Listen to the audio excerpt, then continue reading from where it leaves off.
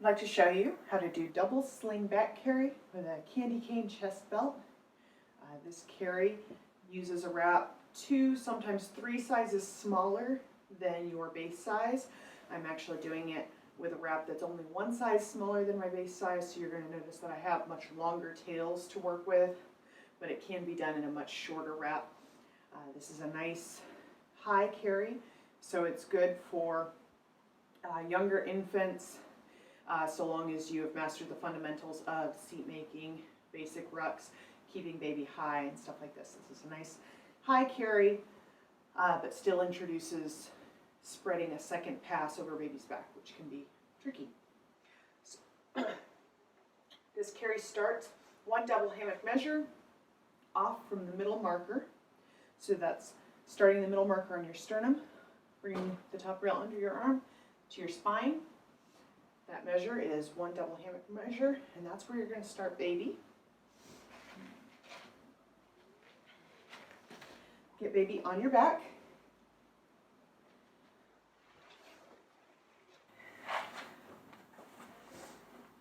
And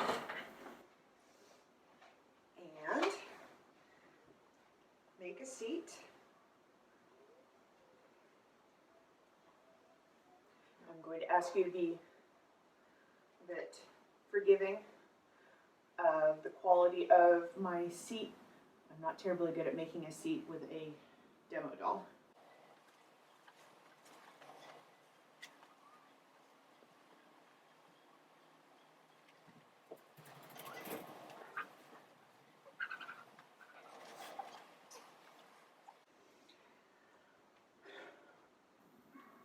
I've got a seat, and I've got baby nice and high with their shoulders about even with mine.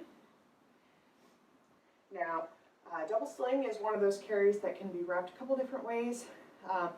Usually I see it taught with a shoulder flip, which is where you take one tail under your arm and then flip it back over your arm, over your shoulder to make a ruck strap. This technique is really tricky for a lot of people, so I'm not going to do it that way. I'm going to show you a flipless method, which starts by the short tail. Just pin it somewhere. If you're using a long wrap like I am, you can pin it in your legs.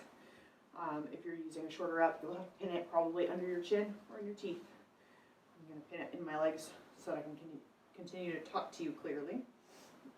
Strand by strand, tighten the long tail.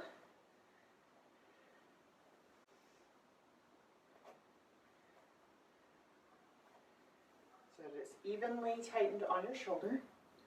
Now I'm going to bring this under my arm.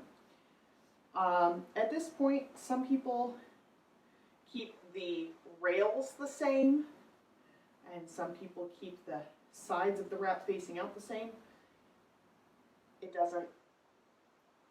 It makes a difference, but not a lot of fun, so don't agonize over it too much. I'm going to keep the rails the same. So this bottom rail that's on the outside of my shoulder, as I take this around under my arm and behind my back, I'm actually going to tuck that rail under baby's bum just to keep it out of the way while I'm working. And keep a tiny bit of tension on that. And then I'm going to take the top rail, pass it to my left hand, and then I'm going to hook my right thumb into the top rail and spread it out. And I have my arms out wide to the sides, and I'm just kind of swinging my arms wide and a little bit back behind me, like pterodactyl wings, and then trying to kind of saw it up over baby's back. I'm just getting the top rail in that line high on baby's back. You'll notice my right thumb is obviously holding a lot of slack, but it's holding it taut, so I'm not introducing that slack where it can wander. And now I'm going to take my left hand, which has the tail end, and pull it out to the side. And as I do this, I'm going to kind of have to do this a few times. Every time I pull that tighter, I'm moving my right thumb closer to my armpit and pulling with my left hand out to the side. Again, one more time. And now once I get to the end, I'm just kind of walking this down through the ruck strap, just the top rail, down under my arm, and pulling up.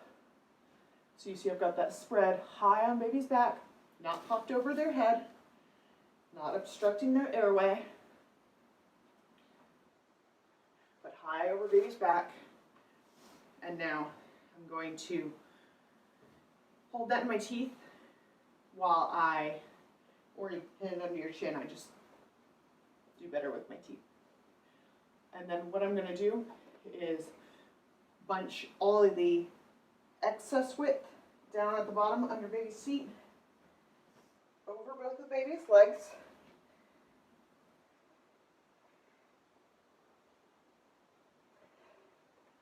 And then bring that bottom rail up over my shoulder as well.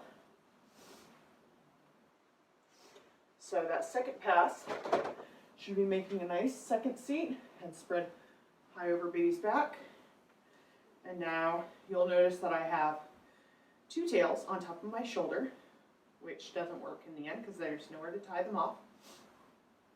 So I'm going to take the tail that was originally my short tail that's underneath on my shoulder, and I'm going to bring it out to the side.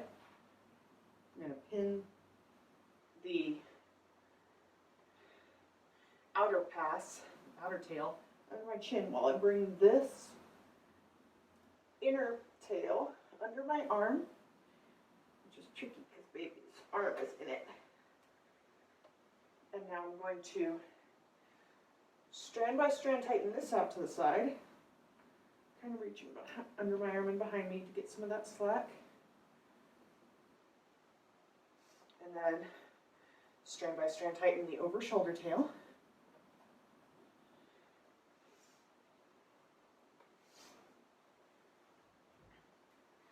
And then I'm going to cross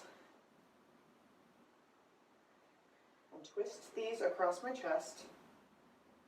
Cross the tails at one armpit. Whatever height you cross them at is the height your candy cane chest belt is going to be. So if you cross them too high, it's going to be really high on your neck. Cross them too low, it'll be on your chest too low. So right below my armpit, twist, and just twist until you get across your chest. And this is a little bit of a trial and error thing of figuring out exactly how many twists your wrap needs. You want it just enough so that that last twist, when you go under the far ruck strap, is going to pull that ruck strap in a little bit, but just a little. So this wrap is very dense, and so it needs a lot of, it's thin and dense, and it needs a lot of twists. So I'm going to take one tail out under the ruck strap. There's a couple different ways to secure a candy cane chest belt. This is the simplest, one tail under the ruck strap, and then just tie them in a half knot.